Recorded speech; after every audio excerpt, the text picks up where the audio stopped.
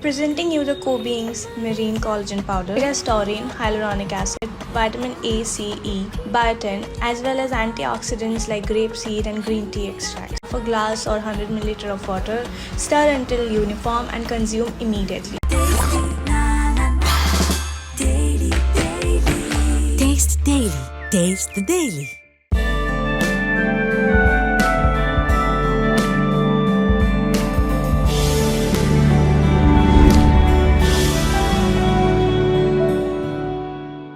கலைஞர் தனியாக சந்தித்து பேசக்கூடிய வாய்ப்பு உங்களுக்கு கிடைச்சது? கிடைச்சிது சார். எனக்கு எப்படி கிடைச்சிதுன்னா, உலகத்தமிழர் பேரவைன்னு சொல்லி நம்ம துரைமுருகன் சாரும் ஜெகத்தரட்சகன் சாரும் ஒரு அமைப்பு வச்சு இன்றைக்கி இருக்குது, இப்பயும் இருக்குன்னு நினைக்கிறேன். அந்த உலகத்தமிழர் பேரவையில் ஒரு ஸ்கிரிப்ட் பண்ணுறாங்க. அப்போ ஸ்கிரிப்ட் பண்ணும்போது அதில் ஒரு ராஜராஜ சோழன் ஒரு கேரக்டர் தேவைப்படுது.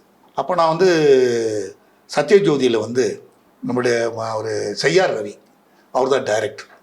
அவர் டைரக்ஷன் அடிக்கும் போது அவங்க துரைமுருகன் சாரும் ஜெகத்தரட்சகன் சாரும் இந்த மாதிரி யாராவது இந்த மாதிரி கெட்டப்பில் ஒரு கேரக்டர் ஒன்று ரவி அப்படின்னு அவங்க யாராவது ஆர்டிஸ்ட்லாம் தேடி இருக்காங்க. அப்போ என்ன ரவி சார் நீங்கள் போய் பாருங்கள், ஏன்னா அந்த கெட்டப்புக்கு அந்த வேஷங்கள் கரெக்டாக இருக்கணும்னு நான் போனேன். போகும்போது பார்த்தாங்க. பார்த்துட்டு துரைமுருகன் சார் 2 பேரும் பார்த்துட்டு, என்னப்பா இது எல்லாம் பேசிடுவார் தலைவர் கலைஞர் சாருடைய வசனங்கள் பேசிடுவோங்க, அவனுக்கு ஏதாவது ஒரு 4 வரி பேசுகிறேன். கன்னி தமிழ் மங்களும் கருச்சுமந்த தாய்குளமும் புண்ணி வளநாடும் புலிப்பாயும் ஜெயக்கொடியும் சென்னிகுல பேரரசும் சீர்பற்ற வான்புகழும் மண்ணி வளர்ந்தோங்கி வாழ்க வாழியவே. ஆஹா ஆஹா, பிரமாதம் பிரமாதம் அப்படின்னு சொல்லி அந்த வாய்ப்பு எனக்கு. இதில் என்னென்னா, ரிஹர்சலுக்கு முதல் நாள் வருவாங்க அவங்க. முதல் நாள் ரிஹர்சல் அவ்வளோ பிஸியிலையும் முதல் நாள் பார்ப்பாங்க. அதே மாதிரி அது நடந்துருச்சு. மறுநாளில் பிரம்மாண்டமான கூட்டம், பிரம்மாண்டமான என்ன சொல்ல போனால் நம்ம டெல்லியிலேருந்து இப்போ பல மந்திரிகள்லாம் வந்திருந்தாங்க அந்த விழாவுக்கு. அதில் எனக்கு நல்ல பேர். அதுக்கப்புறம் முடிஞ்சோடனே அவர்கிட்ட போய் நான் ஆசீர்வாதம் வாங்கினேன். அவர் ரொம்ப நல்லா பண்ணுங்க, ரொம்ப நல்லா பண்ணேன் அப்படி ஆசீர்வாதம் பண்ணாங்க. அது பெரிய கிட்டாக இருந்தது. இது முடிஞ்சு ஒரு 20 நாள் இருக்கும் சார். அப்போ தான் இந்த நமக்கு இந்த நலவாரியம் கார்டு இருக்கு இல்லைங்க சார், அப்போ தான் ஃபஸ்ட்டு ஒவ்வொரு சங்கத்துக்கும் தரணும், எல்லா மெம்பர்ஸுக்கும் தெரிய முடியாது. அந்தந்த சங்கத்தோட தலைவர்கள் மேடையில் வாங்கிக்கிற மாதிரி ஏற்பாடு பண்ணிட்டாங்க. அப்போ டாக்டர் கலைஞரையா மேடையில் இருக்கிறாங்க. நான் இங்கேருந்து போகிறேன் அந்த கார்டை வாங்கிறதுக்கு. யோ நல்லா பண்ணையா அப்படின்னு அவ்வளோ கூட்டத்துலேயும் சொன்னது நினைவு வச்சுருந்துட்டு ரொம்ப மகிழ்ச்சிங்க. அப்புறம் நான் நடுவில் 2 நாள் ஒரு நாள் வீட்டுக்கு போய் பார்த்து ஐயாட்ட பேசிட்டு வந்தேன். அப்படி இப்படி அதாவது ஒரு முதல்வர் வீட்டுக்குள்ளே போகிற மாதிரியே இருக்காது. அப்படி சாதாரணமாக எளிமையாக போய் பார்த்து பேசக்கூடிய ஒரு வாய்ப்பு கிடைச்சிது. அந்த மாதிரி ரொம்ப எளிமையாக இருப்பாங்க அவங்க இந்த டைமில். கலைஞரோட அப்படி பழகின மாதிரி புரட்சித் தலைவர் ஜெயலலிதாவோட பழகி அம்மா கூட புரட்சித் தலைவர் அம்மா கூட 3 முறை சந்திக்கிற ஒரு வாய்ப்பு இருந்தது.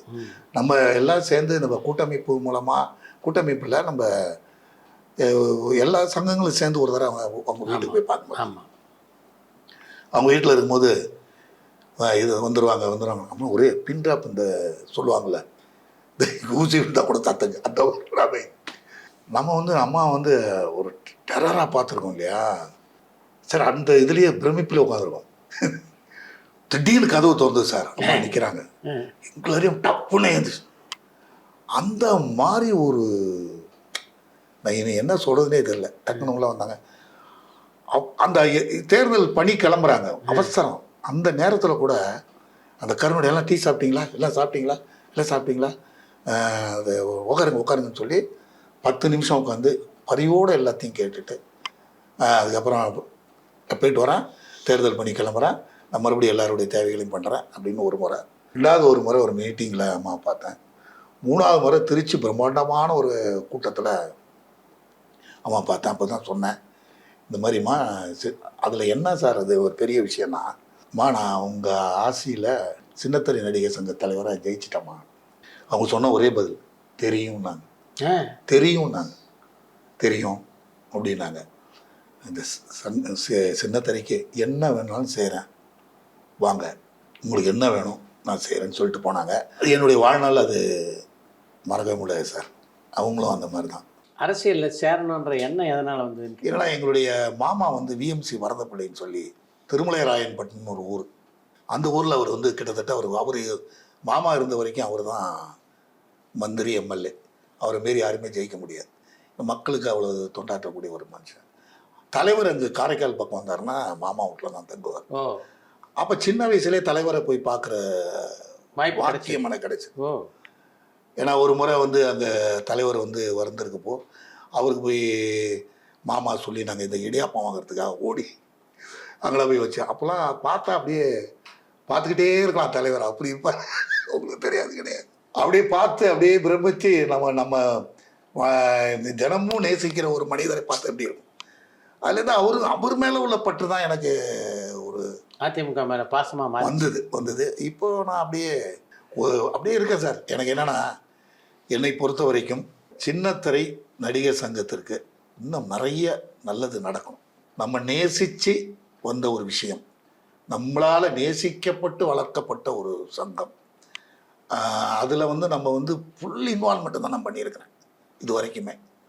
அதுக்கு வந்து நம்மளுக்கு வந்து எல்லாரும் நல்லது செய்யறதுக்காக வரணும்னு தான் நான் ஆசைப்பட்றேன். எல்லாரும் நல்ல நோக்கங்கள், நல்ல சிந்தனைகளோடு வந்து அந்த ஏன்னா அது நான் ஒரு ஓப்பனாக ஒரு சாதாரணமாக ஒரு வார்த்தை சொன்னால் அது இப்படி கூட நான் அது தப்பாக கூட இருக்கலாம். என்னால் வளர்க்கப்பட்ட ஒரு குழந்தைன்னு கூட சொல்லலாம். நானும் அதில் ஒரு பங்கம் தான் சொல்லலாம். ஏன்னா அதில் நான் சொல்லிக்கிறதுல பெருமைப்படுறேன் நான். ஏன்னா அதில் பார்த்தீங்கன்னா இன்றைக்கி சின்னத்திரைக்கு எல்லா விதமான ஒரு அரசாங்கத்தினுடைய அங்கீகாரம் நமக்கு கிடைச்சிருக்கு. தமிழக அரசு விருதாக இருக்கட்டும், கலைமாமணி விருதாக இருக்கட்டும், இன்றைக்கி வந்து நம்மளுடைய நலவாரியமாக இருக்கட்டும், இன்றைக்கு இருக்கிற மாண்புமிகு முதல்வர் அவர்கள் இன்றைக்கி எல்லாருக்கும் 22 வரைக்கும் கொடுங்கன்னு சொல்லியிருக்கிறதா இருக்கட்டும். இதெல்லாம் வந்து கிடைக்குதுன்னு சொன்னால் நம்ம அந்த சங்கத்து மேலே அவர்கள் அந்த நமக்கு கொடுத்த அந்த என்ன சொல்கிறது, ஒரு ஒத்துழைப்பும் ஒரு உதவியும் ஒரு அன்பும் தான். அவங்க அந்த சின்னத்திரைக்கு செய்யணுங்கிறது எல்லாத்தோட நமக்கு பெருமை. என்னன்னா இன்றைக்கி இருக்கிற நம்மளுடைய மாண்புமிகு முதல்வர்கள் சின்னத்திரையில் கதாநாயகனாக நடித்திருக்காங்க. அது நமக்கு ஒரு பெருமை. இன்னொரு நம்ம புரட்சித் தலைவர் அம்மா வந்து திருப்பாவை நான் நடிக்கிறது 1 மணிக்கு எனக்கு விஎஸ் ராமன் சார் சொல்லி தான் தெரியும். வள்ளின்னு ஒரு சீரியல் எனக்கு விஎஸ் ராமன் சார் அப்பா நடித்தார். கிட்டத்தட்ட ஒரு 2 வருஷம் ட்ராவல் பண்ணோம் அதில். அப்போ சொல்லும்போது சொல்லுவார், யோ உன் அதிர்ஷ்டமாக என்னவோ தெரியலையா, 1 மணிக்கு அம்மா திருப்பாவை பார்க்குறாங்க. டிவி பார்க்குறது உங்களுக்கு நேரம் இருக்காயா, அந்த டைம் வந்து உட்கார டைமில் பார்ப்பாங்க, திருப்பாவே அவங்களுக்கு பிடிக்கும். அந்த மாதிரி ஒவ்வொரு இந்த ஒப்பற்ற தலைவர்கள் எல்லாம் நம்ம சின்னத்திரை மேலே வச்சுள்ள பற்று தான் சார் நமக்கு இந்த அளவுக்கு நமக்கு ஒரு அரசாங்கத்தினுடைய அங்கீகாரம் கிடைச்சிருக்கு. நீ பார்த்தீங்கன்னா இதில் முக்கியமாக மறக்க முடியாது, பருதி விளம்பரத்தின்னு ஒரு செய்தி விளம்பரத்துறை அமைச்சிருந்தாங்க. அவங்க வீட்டு வாசலுக்கு தான் நானும் விடுதலையும் டெய்லி போயிடுவோம். அவர் பருதி விளம்பரதி சார் வந்து விடுதலை மேலே கொஞ்சம் ரொம்ப அட்டாச்மெண்ட் ரொம்ப பற்று.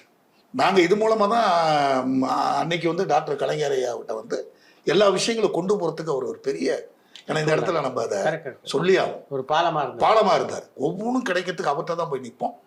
அன்னைக்கு எல்லாம் நான் உருவாக்கி வச்சது இன்றைக்கி சின்னத்திரை நடிகர் சங்கத்துக்கு இன்றைக்கி வெளியில் சொல்கிறதுக்கு ஒரு பெருமையாக இருக்குது நமக்கு. சின்னத்திரை கலைஞர்களுக்கு சரியான வாய்ப்புகள் கிடைக்கிறதா நினைக்கிறீங்களா? வாய்ப்புகள் வந்து திறமையான கலைஞர்களுக்கு எல்லாருக்கும் கிடைச்சிட்டு தான் இருக்குது, இல்லைன்னு சொல்ல முடியாது. ஆனால் எல்லாருக்குமே கிடைக்கணுங்கிறது தான் எங்களுடைய பரவலான ஒரு இப்போ நாங்களே அதுக்கு தான் என்ன பண்ணோம்னா, சின்னத்திரை நடிகர் சங்கத்தில் உள்ள உறுப்பினர்களுக்கு எல்லாருக்கும் பரவலாக வாய்ப்பு கிடைக்கணுங்கிறதுக்காக தான் 2018 வந்து ஒரு டைரி விழா பண்ணோம் நாங்கள். அதில் ராதிகா மேடம், புஷ்ப மேடம், விஷால் எல்லாருமே பெரிய பெரிய ஆர்ட், உங்களுக்கு நீங்களும் வந்திருந்தீங்க. அது பண்ணதுடைய ரீசன் என்னென்னா, இந்த டைரியில் இருக்கிறது சின்னத்திரை உறுப்பினர்கள், இவங்களுக்கு நீங்கள் கொஞ்சம் முன்னுரிமை கொடுத்து வாய்ப்புகள் கொடுக்கணும்னு சொல்லி நம்ம அதை ஃபஸ்ட்டு ஸ்டார்ட் பண்ணோம். அதுலேருந்து ஒரு வெப்சைட்டு நம்ம ஆரம்பித்தோம். அதில் பார்த்தீங்கன்னா இப்போ டைரிங்கிறது வந்து அன்றைக்கி இருக்கிற இயக்குநர்கள், தயாரிப்பாளர் பெரிய பெரிய இடத்துக்கெல்லாம் அந்த டைரி போச்சு. எல்லாருமே அதை பார்த்து அது மூலமாக வாய்ப்புகள் போடுது.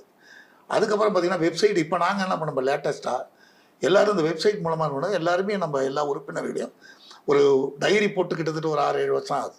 திருப்பி அதே மாதிரி உருவம் இருப்பாங்களா என்ன, நம்ம மாறிகிரி இருக்கலாமா கூட நம்ம எல்லாரையும் வர வச்சு 2 நாள் ஃபோட்டோ ஷூட் எடுத்து அதை இப்போ வெப்சைட்டில் போட்டு, இப்போ முந்தா நாள் கூட நம்முடைய சங்கத்துக்கு ஒருத்தர் ஃபோன் பண்ணி ஒரு தயாரிப்பாளர் அந்த வெப்சைட் நம்பர் கேட்டாங்க, நம்ம கொடுத்தோம். அதுலேருந்து இப்போ ஆர்டிஸ்ட் எடுக்கிறாங்க, அது மாதிரி எடுக்கிறாங்க, நடிக்கிறாங்க. பட் எல்லாருக்கும் வேலை கிடைக்கணும்.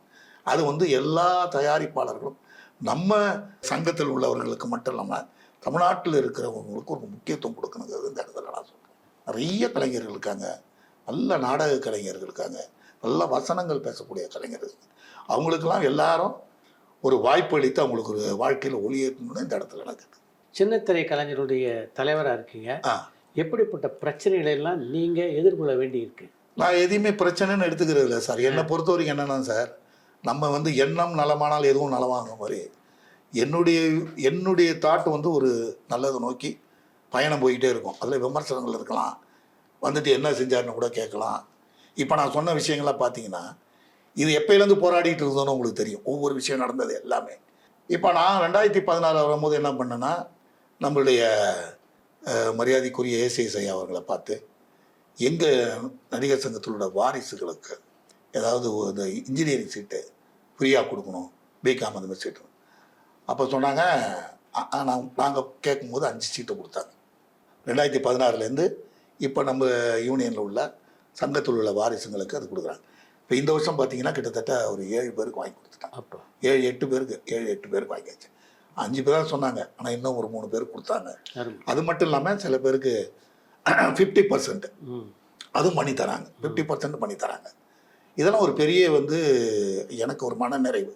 ஏன்னா இது வந்து செலவு பண்ணி படிக்க வைக்க முடியாமல் இருக்கிறவங்களாம் இருக்காங்க, அதுக்கு இது ஒரு வாய்ப்பாக இருக்குது. அப்புறம் அவங்களோட லலிதாம்பிகை ஹாஸ்பிட்டல்லையும் கொஞ்சம் சில மருத்துவ சலுகைகளும் கொஞ்சம் பண்ணிகிட்டு இருக்கோம். யாருக்காவது உடல்நலம் சரியில்லை, அது இது இல்லைனா கூட உடனே நம்மளுடைய அரசாங்க ஹாஸ்பிட்டலில் அதுக்கான வேலைகளும் நம்ம பண்ணி கொடுத்துட்ருக்கோம். இந்த மாதிரி செய்கிறதுக்கு மனநிறைவோடு தான் போயிட்டுருக்கு. எனக்கு என்னென்னா, எல்லாருக்கும் நீங்கள் சொல்கிற மாதிரி எல்லாருக்கும் ஒரு வேலை வாய்ப்புகள் வரணும். அது வந்துச்சுன்னா ரொம்ப சிறப்பாக இருக்கும். அதுக்காக தான் இந்த மாதிரி இதெல்லாம் நாங்கள் வந்து வெப்சைட்டு, டைரி, இந்த மாதிரி விஷயங்கள் பண்ணிடுறோம். இந்த பாலியல் தொல்லைகளை பொறுத்த வரைக்கும் சினிமா துறையில் எவ்வளோ இருக்கோ அது மாதிரி சின்ன திரையில 2 மடங்கு இருக்குது அப்படின்னு பொதுவாக ஒரு அபிப்பிராயம் இருக்குது. அதை பற்றி நீங்கள் என்ன நினைக்கிறீங்க? அப்படி எனக்கு தெரிஞ்ச அந்த மாதிரி சின்ன திரையில் எனக்கு தெரிஞ்ச அந்த மாதிரி இல்லை சார். எனக்கு தெரிஞ்சு கிடையாது சார். ஏன்னா நான் அதில் வந்து அந்த கருத்தை நான் மறுக்கிறேன். எனக்கு தெரிஞ்ச வரைக்கும் நான் கிட்டத்தட்ட வந்து இந்த இண்டஸ்ட்ரியில் கிட்டத்தட்ட ஒரு சின்னத்திரை பயணம் வந்து 2003 வந்து பொறுப்புகளில் பயணம் இருந்தால் கூட அதுக்கு முன்னிலேருந்து நான் இருக்கிறேன். இது வரைக்கும் இந்த மாதிரி ஒரு விஷயங்கள் நான் கேள்விப்பட்டதில்லை. அது மாதிரி எங்கள் சங்கத்துக்குள்ள அந்த மாதிரி எதுவும் வந்து வந்ததில்லை, தகவல் வந்ததில்லை. எல்லாருமே ஹாப்பியாக, நான் இப்போ நடிக்க போகிற இடத்துல பார்க்குறேன், எல்லாருமே ஆஃபீஸ் வர மாதிரி தான் வராங்க. காலையில் 8 மணிக்கு வராங்க, நைட்டு 9 மணிக்கு போயிடுறாங்க. அப்படி தான் சின்னத்திரை நடிப்பு மற்ற விஷயங்களை பார்க்கும்போது எனக்கு அந்த மாதிரி எந்த பிரச்சனைகளும் இது வரைக்கும் இல்லை அப்படிங்கிறதான் நான் சொல்லுவேன்.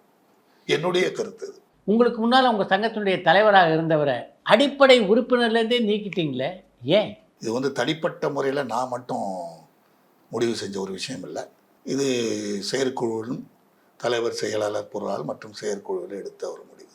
என்னை பொறுத்த வரைக்கும் என் யூனியனில் எது நடந்தாலும், நல்ல விஷயங்களானாலும் இல்லை ஒரு எது இருந்தாலும் உடனே நான் வந்து தலைவர்ங்கிற முறையில் செயற்குழுவில் எல்லாத்தையும் சொல்லி செயலாளர், பொருளாளர் மத்தியில் சொல்லி தான் நான் ஒரு விஷயத்தை பண்ணுவேன். தனிப்பட்ட முறையில் தலைவருங்கிற அதிகாரத்தை நான் எடுப்பேன். எப்படா தலைவர்னா திடீர்னு ஒருத்தர் உடம்பு சரியில்லை, அப்போ நான் எல்லாரையும் கூட சொல்லிகிட்டு இருக்க முடியாது. முந்தா நாள் ஒரு ஹாஸ்பிட்டலில் ஒரு நடிகர் அட்மிட் ஆகிறார். சார் எப்படியாவது சேர்த்துருங்கன்னு சொல்லிட்டு நான் என்ன பண்ணுறேன், என்னுடைய ஜாயின்ட் செக்ரட்டரியாக இருக்கிற சவால்ராம்ங்கிறவர் வந்து அவர் ஜிஹெச்சில் பல பேருக்கு நம்ம சொல்லி ஹெல்ப் பண்ணிகிட்டு இருக்காரு. அவர்கிட்ட சொல்கிறேன். அவர் உடனே ஹாஸ்பிட்டல் டாக்டர்கிட்ட பேசுகிறாரு, அட்மிட் ஆகிறாரு. அட்மிட் ஆனோன்னா அவருக்கு யாராவது வந்து ஒரு பேஷண்ட் கூட இருக்கணுங்கிறாங்க. யார் அங்கே இருக்கிறதுக்கு இது முடியல. அப்படிங்கும்போது நான் என்ன சொல்கிறேன், சவால்ராம் ஏதாவது ஒரு ஆளை ஏற்பாடு பண்ணுன்னு சொல்கிறேன். கூட ஹெல்ப்புக்கு ஒரு ஆள் இல்லை. அவர் பேசுகிறாரு, எனக்கு யாருமே இல்லைங்க, என் ஒய்ஃப் என்னை விட்டு போயிட்டாங்க, எனக்கு இப்போ யாருமே சொந்த பந்தமே இல்லைங்கும் போது டைமில் நான் என்ன பண்ணுறேன், டக்குன்னு அங்கே ஒரு ஆளை ரெடி பண்ணி நான் இங்கேருந்து ஏதோ ஒரு அமௌண்ட் அனுப்புகிறேன். மறுபடியும் இப்போ நேற்று ஒரு அமௌண்ட் அனுப்பி அதை கிளியர் பண்ணுறேன். இது வந்து நான் வந்து அப்போ இந்த மாதிரி எமர்ஜென்சி இந்த மாதிரி விஷயங்கள், படிப்பு உதவியோ எமர்ஜென்சி இந்த மாதிரி உதவிகளை வந்து டக்குன்னு நான் இந்த மாதிரி விஷயங்கள் முடிவு எடுப்பேன். மற்றபடி எதுவாக இருந்தாலும் என்னுடைய செயற்குழு ஒப்புதல், என்னுடைய செயலாளர், பொருளாளர் இவங்கள்ட்ட இது தாண்டி இதுங்கிறத அந்த யூனியன் என்ன ரூல்ஸோ, யூனியனில் என்ன சட்டத்திட்டங்கள் அது மாதிரி தான் நான் போயிட்டுருக்கேன். அதனால் அது என்னுடைய தனிப்பட்ட முடிவு அல்ல. சின்னத்திரை நடிகர்கள் சங்கத்தினுடைய தலைவராக அந்த சங்கத்தினுடைய உறுப்பினர்களுக்கு என்னெல்லாம் செய்யணும்னு திட்டம் வச்சுருக்கீங்க? சார் நிறைய எண்ணங்கள் இருக்குது சார், நிறைய விஷயங்கள் இருக்குது. அதாவது நாங்கள் நினச்ச மாதிரி சார் இந்த இடத்துல இன்னொரு விஷயமும் சொல்லணும் சார். இந்த வருஷம் ஐஸ்வரி கணேஷ் சார் 2 சீட்டு ஒரு ரொம்ப ஏழை மாணவர்களுக்கு நான் சின்னத்திரை நடிகர் சங்கம் கடிதம் கொடுத்தோன்னே பெரிய மனத்தோட பண்ணி அவங்ககிட்ட நாங்கள் நிறைய ஹெல்ப் பண்ணுறோம். அது பண்ணாங்க. நான் கூட கொஞ்சம் ஒரு சாட்டு பார்த்து ஒரு 5 சீட்டு வாங்கணும்னு நினச்சினேன். ஆனால் அது எதுவுமே இல்லாமல் கடிதத்துக்கு அவங்க கொடுத்ததுக்கு உங்கள் இதில் நான் நன்றி சொல்லிக்கிறேன் அவர் சாருக்கு. எதிர்காலத்தில் என்னென்னா சார், எனக்கு சங்கம் என்பது இப்போ நாங்கள் ஒரு சொந்த கட்டடம் வாங்கணும்னு நம்ம ரொம்ப பிளான் பண்ணி அதற்கான வேலைகள் நடந்துக்கிட்டு இருக்குது. அது விரைவில் அது ஏன்னா நாங்கள் நல்லதாக பண்ணணுங்கிறதுக்கு தான் 2 இடம் பார்க்குறோம். ஒரு இடம் இப்படி இருக்குது, ஒரு இடம் இப்படி வருது, எல்லாமே பார்த்துக்கிட்டு தான் இருக்கிறோம். அந்த ஒரு இடம் நம்ம வந்து சங்கத்துக்குன்னு ஒரு இடம் வேணும். 2வது ஒரு விஷயம் என்னென்னா, இதில் வந்து நம்ம நிறைய கலைஞர்கள் இருப்பாங்க இல்லைங்களா, அவங்களுக்கு ஒரு சட்டன் ஏஜுக்கு அப்புறம் தொழில் செய்ய முடியாத ஒரு சூழ்நிலை இருப்பாங்க, அவங்க வீட்டில் இருப்பாங்க. அவங்களுக்கு ஒரு பென்ஷன் ஸ்கீம் மாரி ஒன்று பண்ணணும். அது வந்து என்னுடைய மனசுக்குள்ளே இருக்கிற ஒரு இது, அதை செய்யணும். அது மற்றது நம்ம இந்த மருத்துவ உதவிகள், இந்த இப்போ கூட நம்ம சுகாதாரத்துறை அமைச்சர் வந்து ஒரு கவர்மெண்ட் மூலமாக இந்த 5 லட்ச ரூபா வரைக்கும் சொன்னாங்க. அது ஒரு இது பண்ணித்தரேன்னு சொல்லியிருக்காங்க. அது வந்து நம்ம அது என்ன காப்பீட்டு திட்டம் மாதிரி. அதுக்கு வந்து நாங்கள் ஃபார்ம் கிட்டத்தட்ட அமைச்சர் சொல்லி கிட்டத்தட்ட ஒரு 270 பேருக்கு ஃபார்ம்லாம் ஃபில்லப் பண்ணி கொண்டு போய் அமைச்சர் பிஏட்ட கொடுத்துருக்கோம். அது விரைவில் அது வந்துருச்சுன்னா அந்த குடும்பங்கள் உதவியாக ரொம்ப உதவியாக இருக்கும் சார். ஏன்னா எல்லாத்தோட டெய்லி நம்ம மாதத்தில் பார்த்தீங்கன்னா 2 பேர் 3 பேர் பேஷண்ட்டை நாங்கள் வந்து ஹாஸ்பிட்டலில் உதவி பண்ணிட்டு தான் இருக்கிறோம். அதுக்கு அந்த நேரத்தில் அவங்க பணத்துக்கு தவிக்கிற தவிப்பெல்லாம் எங்களுக்கு தெரியுது. நாங்கள் என்ன பண்ணுறோம், சங்கத்துக்குன்னு ஒரு அளவு தான் பண்ண முடியும். சங்கத்தை மீறி நாங்கள் என்ன பண்ணுவோம், செயற்குழு கூடும்போது நாங்களே யார் யார் எவ்வளோ கொடுக்க முடியுமோ எல்லாருமே கொஞ்சம் போட்டு அந்த ஒரு தொகையும் சேர்த்து கொடுப்போம். அப்படி தான் இது வரைக்கும் பண்ணிகிட்ருக்கோம். படிப்புக்கும் அப்படி தான் பண்ணிகிட்ருக்கோம். அது மாதிரி இந்த பென்ஷன் ஸ்கீமு கொண்டு வந்துட்டு இந்த மருத்துவ ஸ்கீம்லாம் கொண்டு வந்துட்டோம்னா அதுக்கப்புறம் ஒவ்வொரு திட்டங்களாக செய்யணுங்கிறது தான் சார் என்னுடைய. போதுமான நிதி ஆதாரம் இருக்கா சங்கத்துக்கு? இப்போ இருக்குது சார். சங்கம் கஷ்டப்படாத அளவுக்கு நிதி சேர்த்து வச்சுருக்கோம். போன பீரியடு நான் இப்போ 2016, 17, 18 நான் வரும்போதே கிட்டத்தட்ட ஒரு சட்டம் நிதி தானே சேர்த்து வச்சுட்டு தான் போனேன். அந்த நிதி எதுக்குன்னா, இது வந்து ஃப்யூச்சரில் இந்த பணம் இடம் வாங்குவதற்கு மட்டும்தான் இதை எடுக்கணும், பயன்படுத்தணும். இது சங்கத்துக்கு இடமோ இல்லை கட்டணம் கட்டுவதற்கு அதை பயன்படுத்தலாம்னு சொல்லி தான் பொதுக்குழுவிலே ஓப்பனாக சொல்லிட்டேன் நான். நீங்கள் பொதுவாக பார்த்தீங்கன்னா நான் வந்து எல்லா இடத்துலையுமே பொதுக்குழுவாக இருக்கட்டும், எல்லா இடத்துலையும் கணக்கு வழக்குகளில் ஒரு 100 ரூபா ஆனால் கூட கரெக்டாக இது எல்லாத்தையும். அதே மாதிரி எங்கள் சங்கத்தில் ஒரு யாராவது ஒரு 100, 50 கொடுத்தாலும் போட்டு என்னை பொறுத்த வரைக்கும் வெட்ட வெளிச்சமாக இருக்கும். இதுதான் வருமானம், இதுதான் செலவுகள், இதுதான் இருக்குது. இது ஆரம்பத்தில் எங்களுடைய சில பேர் எங்களுடைய ஸ்டாஃப்ல சில சொல்லுவோம், இது எல்லாத்தையுமே பொதுக்குழு ஆமாம் சொல்லி ஆகணும், எல்லாத்தையும் சொல்லுவோம். இவ்வளோ தான் இருக்குது, எப்போ வேணாலும் பார்த்துக்கலாம் அப்படிங்கிறத நம்ம என்றைக்குமே நம்ம அது இருந்துட்டோம்னா ஒரு பிரச்சனை இல்லை சார். ஏன்னா இது வந்து நம்ம நேசித்து உழைக்கிற சங்கம், நம்ம நேசித்து இருக்கிற சங்கம். அதனால் இதை நான் எப்போதுமே அதில் கொஞ்சம் தெளிவாக இருப்பேன் சார். ரொம்ப நன்றி. ரொம்ப நன்றி சார். நம்ம ரசிகர்களோட பகிர்ந்து கொண்டேன். ரொம்ப மகிழ்ச்சி சார்.